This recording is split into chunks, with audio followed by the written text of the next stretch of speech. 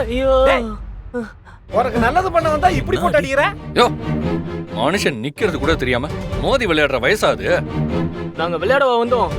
ஒரு முக்கியமான விஷயமா நீ தப்பிச்சுக்கோன்னு சொல்ல வந்தோன்னு. என்னது தப்பிக்கிறதா? என்னடா வளர்ற? பரமா, பெரிய ஆபத்து பரமா.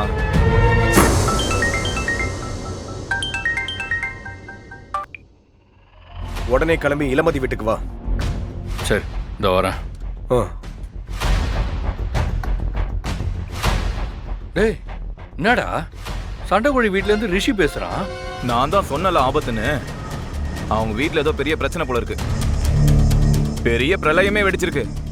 ரிஷியோட அப்பா அம்மா, அந்த ரிஷி, இளமதியோட அப்பா அம்மா எல்லாரும் பரபரப்பா இருக்காங்கண்ணே. ஏன்? டேய், பண்றதெல்லாம் பண்ணிக்கிட்டு ஏன்னு தெரியாத மாதிரி கேக்குற? நீ தானே மாப்பிள்ள இளமதி கிட்ட உன்னை காதலிக்கிறேன்னு சொன்ன. அவ கடுப்புல உன்கிட்ட பதில் சொன்னாலோ இல்லையோ, மத்தவங்க எல்லாருக்கிட்டே போய் போட்டு கொடுத்துட்டா போல இருக்கு. யோ, வளராத. இளமதி அப்படிலாம் பண்ற ஆளே இல்ல. பெண்களை நம்பாதனா? பெண்களை நம்பாதே.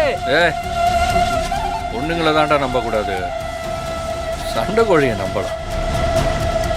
அவ பொண்ணுங்களே ஒரு தினசான பொண்ணுடா.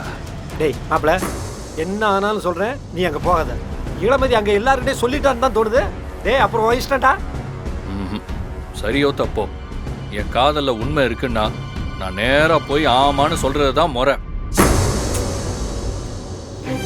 என் காதல் ஒன்றும் பொய் இல்லை கைக்குள்ள.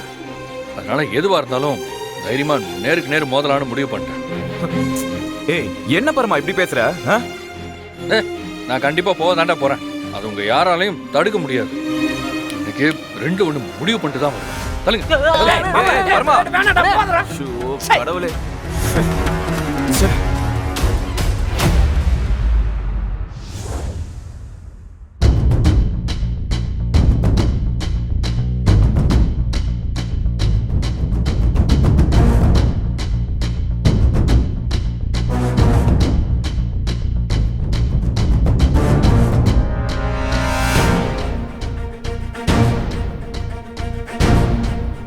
பரமா, உள்ள என்ன நடக்குது ஏது நடக்குதுன்னு ஒண்ணுமே புரியலையேடா.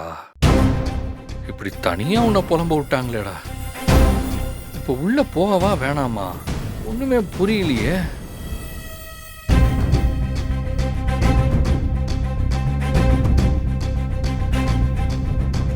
பரமா, சண்டே எல்லாம் உனக்கு சாக்லேட் சாப்பிடுற மாதிரி ஏதாவது பண்ணிடலாம். ஆனா இப்படி ஒரு பிரச்சனையை நீ வாழ்க்கையில சந்திச்சதே இல்லடா.